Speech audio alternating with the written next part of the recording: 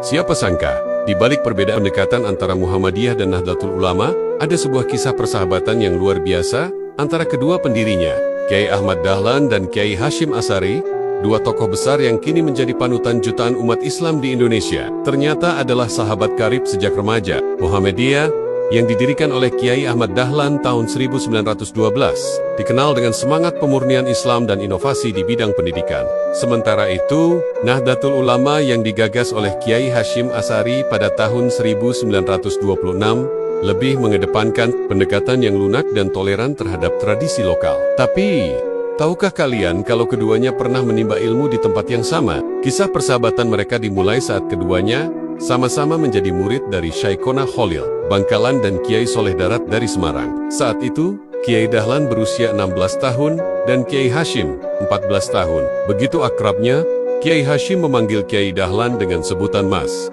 sementara Kiai Dahlan memanggil Kiai Hasyim dengan sebutan Adi. Persahabatan ini layaknya kakak beradik. Meskipun kebersamaan mereka di Semarang tidak berlangsung lama, takdir kembali mempertemukan mereka di Mekah.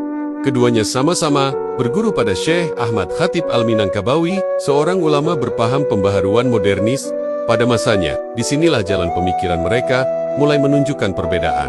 Kiai Ahmad Dahlan lebih tertarik pada gerakan dan pemikiran Islam modern, sementara Kiai Hasyim Asy'ari lebih mendalami ilmu hadis, ditambah belajar juga kepada Syekh Mahfud At-Tarmasi. Sekembalinya ke tanah air, Kiai Ahmad Dahlan dengan semangat pergerakannya mendirikan lembaga pendidikan Islam formal yang mengadaptasi sistem sekolah modern. Beliau dikenal sebagai sosok yang pragmatis, tidak banyak bicara, tapi banyak bekerja. Bersama para pengikutnya, beliau mendirikan Muhammadiyah untuk menjawab tantangan zaman.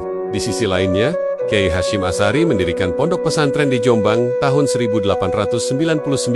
Beliau memilih untuk fokus pada kajian kitab kuning dan tradisi salafiyah. Selain mengurus pesantren, beliau juga bercita-cita membentuk sebuah perkumpulan ulama moderat yang berpegang pada Ahlus Sunnah wal Jamaah terwujud, yang kemudian kita kenal sebagai Nahdlatul Ulama, yang berdiri tahun ke-1926.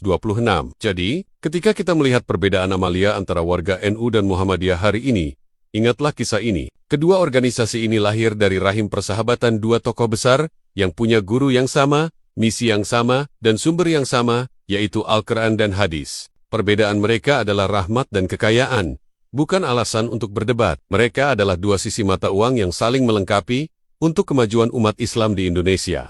Jayalah Nahdlatul Ulama, jayalah Muhammadiyah, dan jayalah Islam di Indonesia. Terima kasih sudah menonton.